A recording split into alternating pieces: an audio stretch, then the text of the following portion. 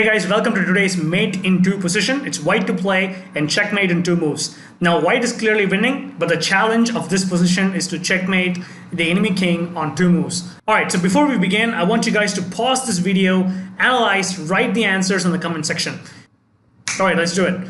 So first we want to do is a SWOT analysis. SWOT analysis means understanding the strengths, weaknesses, opportunities and threats for both white and black.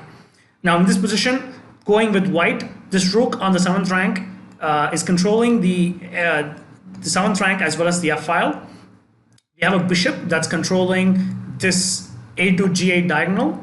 We have a king that's preventing the enemy from coming here. So basically black cannot come forward if we move this rook.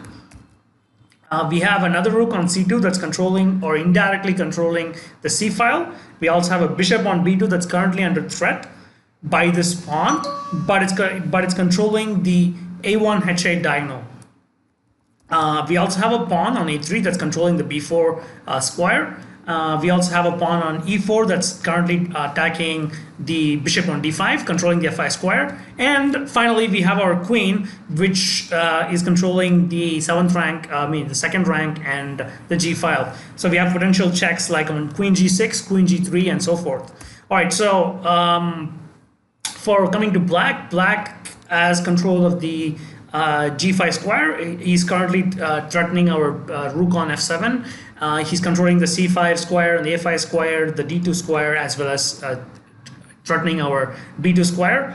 And looking at the enemy king, the king can move to e6, e5, c6, c5. So essentially, the escape of the enemy king would be through c5, through king b5 or king d4. So what we probably have to do is to stop the enemy from escaping over here and then here, so that we can give a solid, easy checkmate. Now let's look at through some moves. Let's look at some analysis. So for example, if rook f6 check, the king would come to c5, and rook c3 check, and the king would simply move to king b5. It's no longer mate in 2.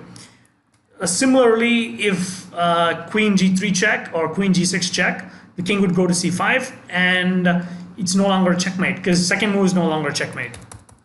Same with queen g3, king would just go here. Even for queen c7 check, king would just come here, and it's not a checkmate. Even queen c3, similarly, king can again go back to d6, for example.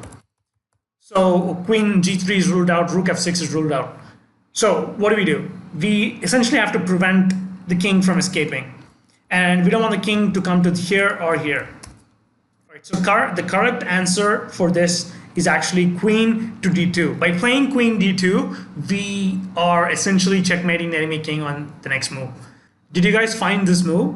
White is forcefully making a checkmate the next move. Like if pawn takes on d2, then it's rook d7 checkmate. Because this bishop is now activated and it's controlling here. This bishop is activated and it's now controlling the e6 and e5 square. And this rook is now activated and it's controlling the c-file. Essentially the king, the black king, cannot move anywhere and it's under a direct threat from this rook. And that's a checkmate. Similarly, if black decides to take the bishop, then it's queen d5 checkmate. And if the king tries to run, and it's again queen d5 checkmate. King cannot come here because this pawn is controlling that square. King e5 is similar. Queen takes pawn checkmate because the rook is controlling the f-file and king cannot escape. So queen d2 is the move that solves all the problems. It's forcefully, it's a very forceful move. It's forcing black to react, and it's game over.